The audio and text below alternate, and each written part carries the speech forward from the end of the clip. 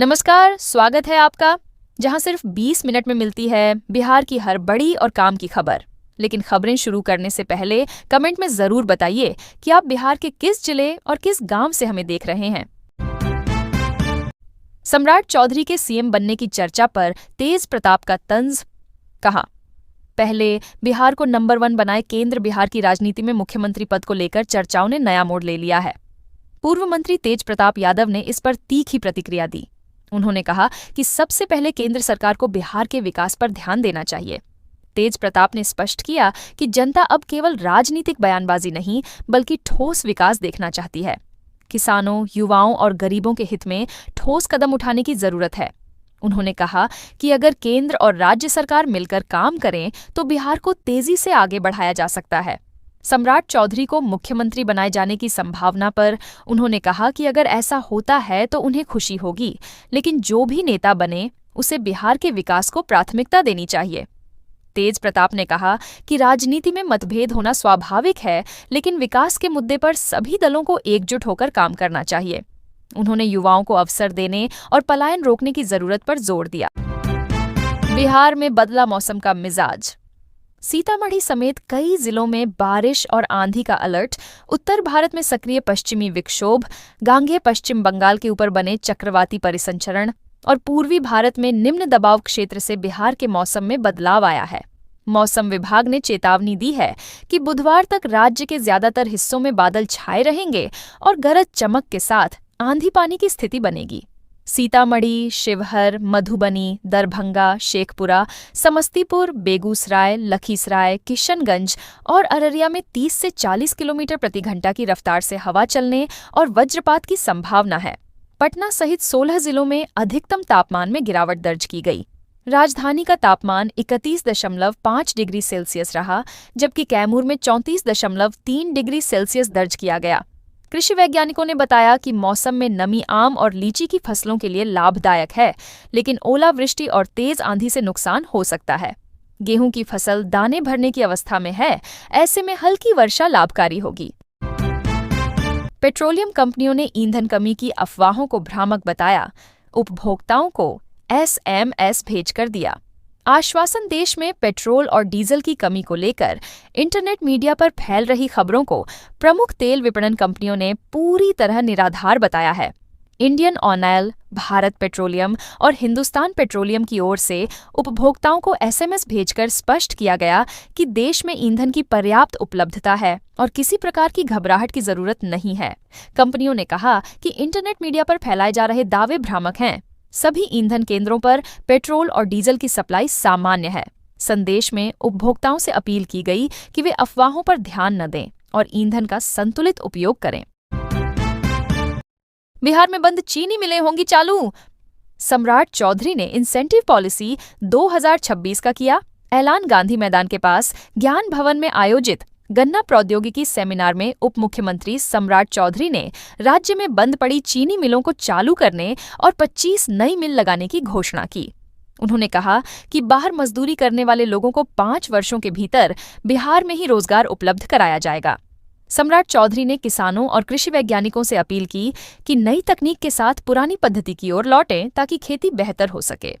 उप मुख्यमंत्री विजय कुमार सिन्हा ने कहा कि आजादी के समय बिहार गन्ना उत्पादन में अग्रणी था, लेकिन इसे गर्त में पहुंचा दिया गया।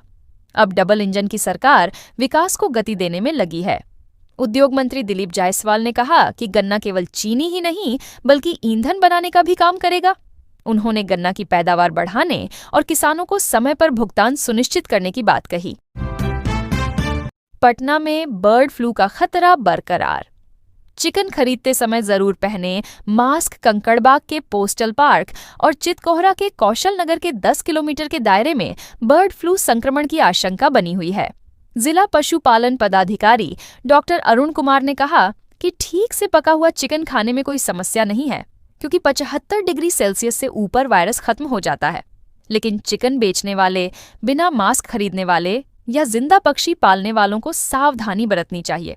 सोमवार को 6 सदस्यीय उच्च स्तरीय टीम ने संक्रमित पक्षियों को दफनाने वाले स्थानों का निरीक्षण किया और यह सुनिश्चित किया कि वहां कोई रास्ता न हो और घेराबंदी ठीक से की गई हो।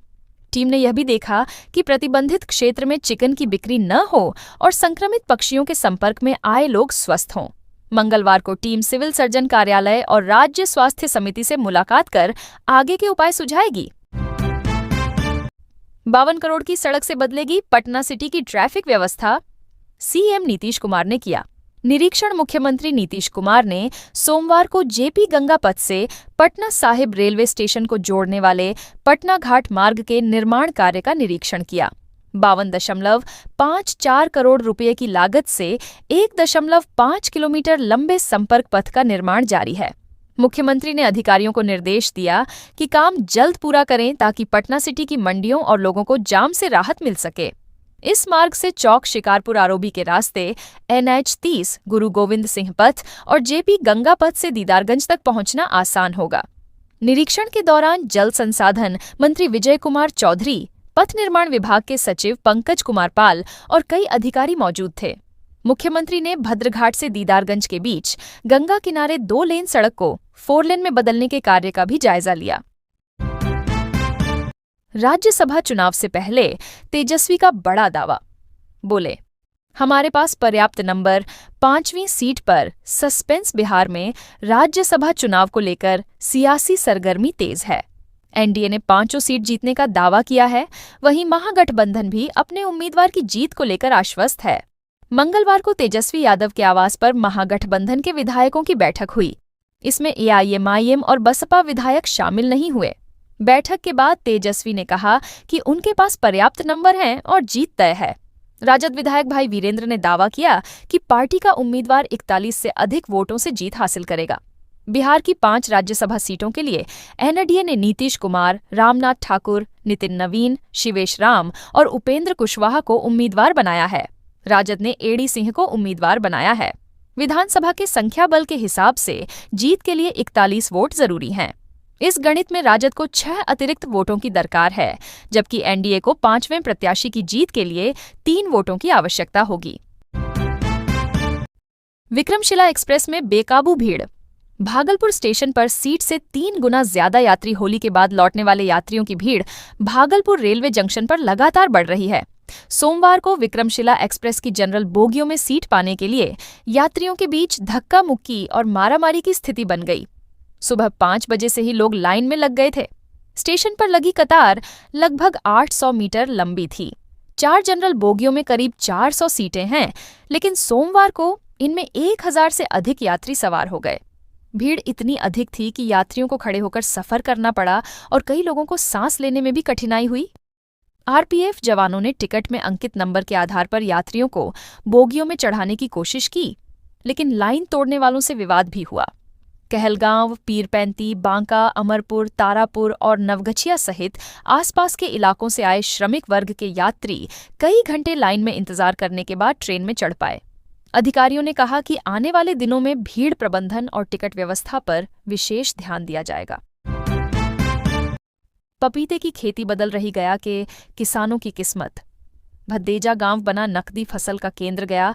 जिले के मानपुर प्रखंड का भदेजा गांव अब पपीता उत्पादन के लिए नई पहचान बना चुका है।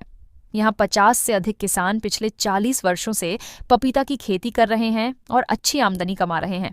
वर्तमान में लगभग 25 बीघा क्षेत्र में पपीता की खेती हो रही है। किसानों को थोक बाजार में 40 से 45 रुपये प्रति किलो तक का भाव मिल जाता है।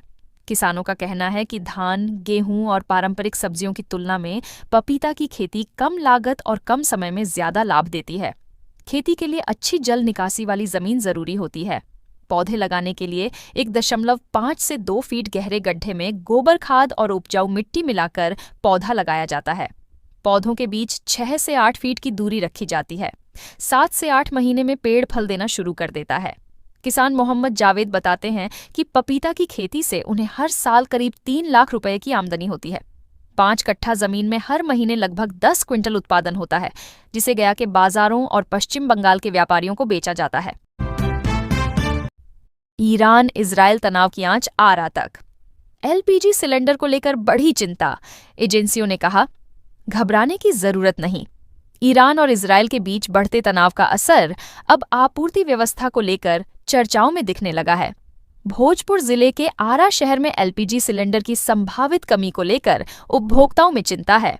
जिले में लगभग 4.34 लाख उपभोक्ता हैं, जिनमें इंडियन ऑयल, हिंदुस्तान पेट्रोलियम और भारत गैस के कनेक्शन शामिल हैं। केवल आरा शहर में ही इंडियन ऑयल के करीब 1.60 लाख उपभोक्ता हैं। गिद्दा स्थित गैस प्लांट से जिले में आपूर्ति होती है। पहले यहां से प्रतिदिन 300 ट्रक भेजे जाते थे, लेकिन हाल के दिनों में यह संख्या घटकर 150 ट्रक रह गई है। कुछ एजेंसियों में सप्लाई प्रभावित हुई है, जिससे उपभोक्ताओं में चिंता बढ़ गई है। पुष्पलता गैस एजेंसी और व्यापार मंडल गैस एजेंसी में कुछ दिनों तक सिलेंडर नहीं पहुंचा। हालांकि एजेंसियों ने कहा कि यह अस्थायी स्थिति है और जल्द ही आपूर्ति सामान्य हो जाएगी। उपभोक्ताओं से अपील की गई है कि वे घबराएं नहीं और सामान्य रूप से ही बुकिंग करें। आरा बक्सर 4 लेन पर फेंका नवजात। महिला दारोगा की सतर्कता से बची मासूम की जान। भोजपुर जिले में मानवता को झकझोर देने वाली घटना सामने आई। एक मां ने जन्म के तुरंत बाद अपने नवजात को झाड़ियों में फेंक दिया।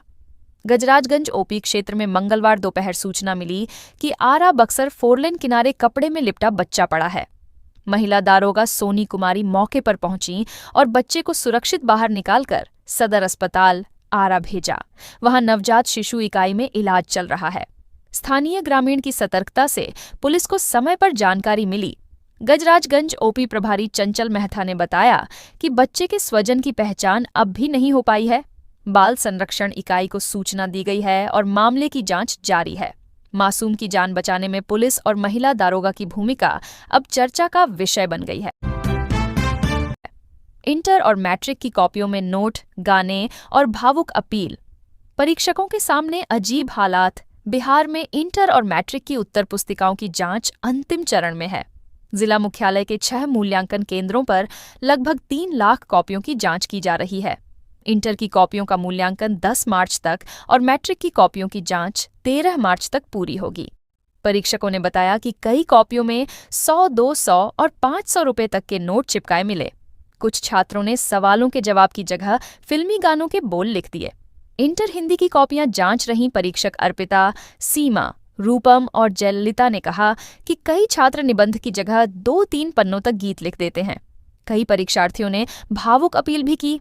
कोई खुद को दिव्यांग बताते हुए सहानुभूति की गुहार लगाता है, तो कोई लिखता है कि अगर फेल हो गए तो शादी टूट जाएगी। परीक्षक राहुल, सूरज और अनिल ने भी बताया कि उनकी जांच की गई कॉपियों से नोट निकले। उन्होंने कहा कि सहानुभूति तो होती है, लेकिन उत्तर सही न होने पर अंक देना संभव नहीं। दरभंगा में प्लास्टिक बोरी में मिला प्रतिबंधित मांस। ग्रामीणों ने किया सड़क जाम, प्रशासन ने संभाली। स्थिति दरभंगा जिले के सिंहवाड़ा थाना क्षेत्र के कलेगांव दादा चौक पर मंगलवार सुबह बाइक पर प्लास्टिक बोरी में ले जा रहे मांस से रक्त टपकते देख ग्रामीणों ने बाइक सवार 2 युवकों को रोका। दोनों युवक मांस और बाइक छोड़कर फरार हो गए। कुछ देर बाद एक युवक साइकिल से आया और बोरी लेकर भागने की कोशिश की, लेकिन विरोध के चलते वह भी साइकिल और मांस छोड़कर भाग गया। ग्रामीणों ने आरोप लगाया कि धार्मिक स्थल के रास्ते से जानबूझकर प्रतिबंधित मांस की तस्करी की जा रही है। आक्रोशित लोगों ने मुख्य पथ को जाम कर दिया। सूचना पर एसडीपीओ एसके सुमन, बीडीओ विक्रम भास्कर और थानाध्यक्ष बसंत कुमार मौके पर पहुंचे। पशु चिकित्सक की टीम के साथ जांच शुरू की गई। स्थिति तनावपूर्ण रही, लेकिन प्रशासन ने समझा बुझाकर लोगों को शांत कराया। 13 मार्च को आएगी पीएम किसान योजना की 22वीं किस्त। ई-केवाईसी न कराने वालों को नहीं मिलेगा लाभ। प्रधानमंत्री किसान सम्मान निधि योजना के तहत जिले के करीब 2.50 लाख किसानों को 22वीं किस्त की राशि 13 मार्च को मिलेगी। प्रधानमंत्री नरेंद्र मोदी देश भर के किसानों के खाते में सीधे 2,000 रुपए ट्रांसफर करेंगे। कृषि विभाग ने स्पष्ट किया है कि केवल वही किसान लाभ पाएंगे जिन्होंने ई-केवाईसी पूरी कर ली है। जिनका डेटा अधूरा या गलत है, उनका आवेदन रिजेक्ट हो सकता है। किसानों को पोर्टल पर जाकर नो योर स्टेटस विकल्प से अपना स्टेटस जांचने की सलाह दी गई है। जिले में 96% किसानों ने ई-केवाईसी पूरी कर ली है। कुचायकोट प्रखंड में सबसे अधिक 37,693 किसानों को लाभ मिलेगा, जबकि थावे में सबसे कम 5,477 लाभुक हैं। योजना फरवरी 2019 में शुरू हुई थी और इसके तहत हर वर्ष 6,000 रुपये 3 किस्तों में दिए जाते हैं। कटिहार में घरेलू विवाद ने लिया हिंसक रूप। पति ने पत्नी की नाक काटी। वीडियो से खुला राज। कटिहार जिले के कदवा थाना क्षेत्र के कुम्हरी गांव में पति पत्नी के विवाद ने गंभीर रूप ले लिया। पति मिथिलेश चौधरी ने अपनी पत्नी पूजा देवी के साथ मारपीट कर उसे गंभीर रूप से घायल कर दिया और गुस्से में उसकी नाक काट दी।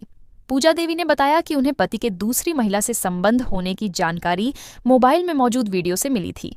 इसी बात को लेकर लंबे समय से विवाद चल रहा था। करीब 6 माह पहले पति पत्नी को मायके छोड़कर चला गया था। होली पर वह वापस आया और विवाद फिर से शुरू हो गया। घटना के बाद पूजा देवी ने पुलिस में शिकायत दर्ज कराई। कदवा पुलिस ने आरोपी मिथिलेश चौधरी को गिरफ्तार कर न्यायिक हिरासत में भेज दिया। इलाके में इस घटना से सनसनी फैल गई है और पुलिस मामले की आगे जांच कर रही है। नीतीश बोले, पीएम मोदी को नमन करिए। सम्राट चौधरी ने कहा, आपके मार्गदर्शन के बिना बिहार नहीं चल पाएगा।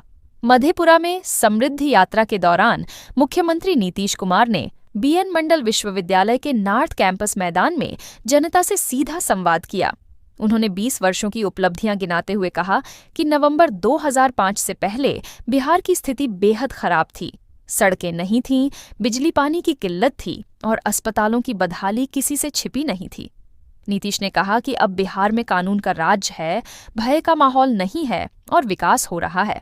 उन्होंने बार बार प्रधानमंत्री नरेंद्र मोदी का उल्लेख करते हुए जनता से कहा कि आप लोग उठिए और खड़े होकर प्रधानमंत्री को नमन करिए।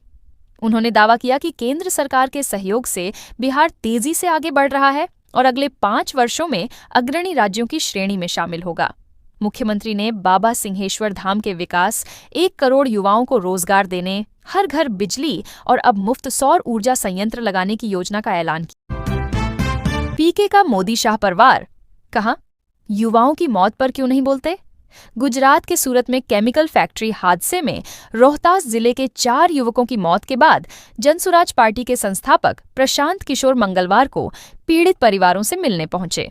उन्होंने शिवसागर थाना क्षेत्र के गिरधरिया गांव में मृतक धनंजय कुमार उर्फ सोनू पासवान के परिवार से मुलाकात कर संवेदना व्यक्त की।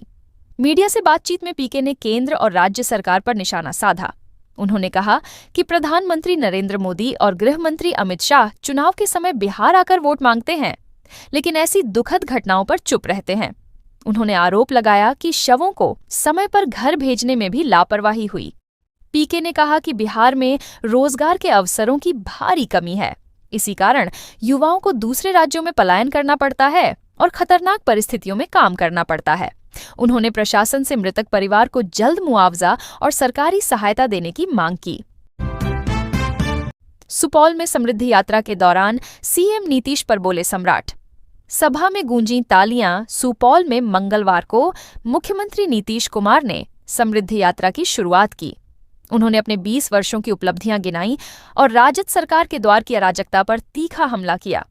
नीतीश ने शिक्षा, स्वास्थ्य, कानून व्यवस्था और सड़क बिजली के विकास कार्यों का विस्तार से उल्लेख किया। उन्होंने कहा कि बिहार अब कानून के राज और विकास की राह पर है। सत्ता परिवर्तन पर नीतीश ने कोई टिप्पणी नहीं की, लेकिन डिप्टी सीएम सम्राट चौधरी ने सभा में कहा, एनडीए की ओर से यह भरोसा दिया जाता है कि नीतीश कुमार के नेतृत्व और निर्देशन में बिहार में काम होता रहेगा।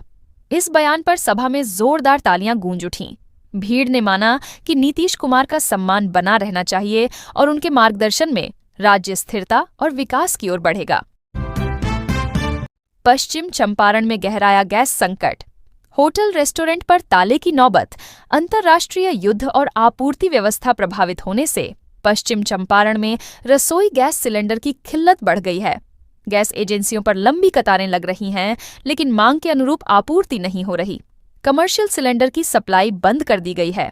होटल और रेस्टोरेंट संचालक परेशान हैं। कई छोटे प्रतिष्ठानों को अस्थायी रूप से बंद करना पड़ा है। व्यवसायियों का कहना है कि गैस की कमी से सीमित मेन्यू के साथ काम चलाना पड़ रहा है। मजदूरों और कर्मचारियों की रोजी रोटी पर असर पड़ रहा है। बाजार में सिलेंडर की कालाबाजारी भी सामने आई है। आरोप है कि कुछ बिचौलिए 1500 रुपये में सिलेंडर बेच रहे हैं। घरेलू उपभोक्ताओं को भी सिलेंडर के लिए एजेंसियों के चक्कर लगाने पड़ रहे हैं। हालांकि कंपनियों का कहना है कि आपूर्ति नियमित है और जल्द स्थिति सामान्य होगी। ईरान में अमेरिका इजरायल की भारी तबाही। ट्रंप का एंड गेम क्या है? ईरान पर अमेरिकी और इजरायली हमले दूसरे हफ्ते में पहुंच गए हैं। अब तक यूएस आर्मी ने लगभग 2000 ठिकानों पर हमला किया है। तेहरान में सुप्रीम लीडर अली खामेनेई समेत कई बड़े अधिकारी मारे गए। न्यूक्लियर फैसिलिटी, ऑयल रिफाइनरी और सिविलियन इलाकों को निशाना बनाया गया। ईरान ने जवाबी कार्रवाई में इजरायल और खाड़ी देशों पर सैकड़ों मिसाइलें और हजारों ड्रोन लॉन्च किए। अब तक 1200 से ज्यादा ईरानी मारे गए हैं, जिनमें 160 बच्चे भी शामिल हैं। 7 अमेरिकी सैनिक भी मारे गए। विशेषज्ञों का कहना है कि ट्रंप प्रशासन का मकसद मौजूदा ईरानी सिस्टम को गिराना हो सकता है। ऑपरेशन एपिक फ्यूरी शुरू होने के बाद ट्रंप का संदेश डील मेकिंग और ईरान के विनाश के बीच झूलता रहा है। कभी उन्होंने IRGC को सरेंडर करने को कहा, तो कभी ईरानी डिप्लोमेट्स से पाला बदलने की अपील की। फिलहाल सवाल यही है कि अमेरिका का असली एंड गेम क्या है, रिजीम चेंज या किसी नई डील की तलाश। तेहरान में दिन में रात जैसा अंधेरा, तेल डिपो पर हमले से जहरीली हुई हवा, अमेरिका, इजरायल और ईरान के बीच जारी जंग ने तेहरान को संकट में डाल दिया है। शनिवार रात इजरायली हमलों में राजधानी और आसपास के 4 प्रमुख तेल डिपो व रिफाइनरियों को निशाना बनाया गया। भीषण आग से उठे जहरीले धुएं ने पूरे शहर को ढक लिया। हालात ऐसे हैं कि दिन में भी रात जैसा अंधेरा छा गया। भारत में रहने वाले ईरानी नागरिकों ने बताया कि सुबह 10 बजे भी तेहरान में अंधेरा था और लोग घरों के अंदर भी सांस लेने में तकलीफ झेल रहे हैं। बच्चे, बुजुर्ग और मरीज सबसे ज्यादा प्रभावित हैं। अस्पतालों में भर्ती मरीजों को सांस लेने में कठिनाई हो रही है। धुएं से बने बादलों से तेल की बूंदों वाली बारिश भी हुई, जिसने पर्यावरण को और नुकसान पहुंचाया। खामेनेई के बाद मोज्तबा बने सुप्रीम लीडर। तेल की कीमत $100 पार। ईरान में अली खामेनेई की मौत के बाद उनके बेटे मोज्तबा खामेनेई को नया सुप्रीम लीडर चुना गया है। इस घटनाक्रम और युद्ध के चलते वैश्विक ऊर्जा बाजार में हलचल मच गई है। कच्चे तेल की कीमतें 4 साल बाद $100 प्रति बैरल के पार पहुंच गईं और कुछ समय के लिए $119 तक चली गईं। होर्मुज जल्द मरुमध्य में तेल टैंकरों का आवागमन लगभग ठप हो गया है। दुनिया के कुल तेल का 20% इसी मार्ग से गुजरता है। सऊदी अरब, कुवैत, कतर, इराक और बहरीन ने उत्पादन घटा दिया है। आरामको ने भी अपने 2 कुओं से उत्पादन कम किया है। अमेरिकी राष्ट्रपति डोनाल्ड ट्रंप ने कहा कि कीमतों में वृद्धि वैश्विक शांति के लिए छोटी कीमत है। G7 देशों ने आपात बैठक बुलाई है। विश्लेषकों का कहना है कि ऊर्जा संकट लंबे समय तक रह सकता है और ट्रंप का दांव उल्टा पड़ सकता है।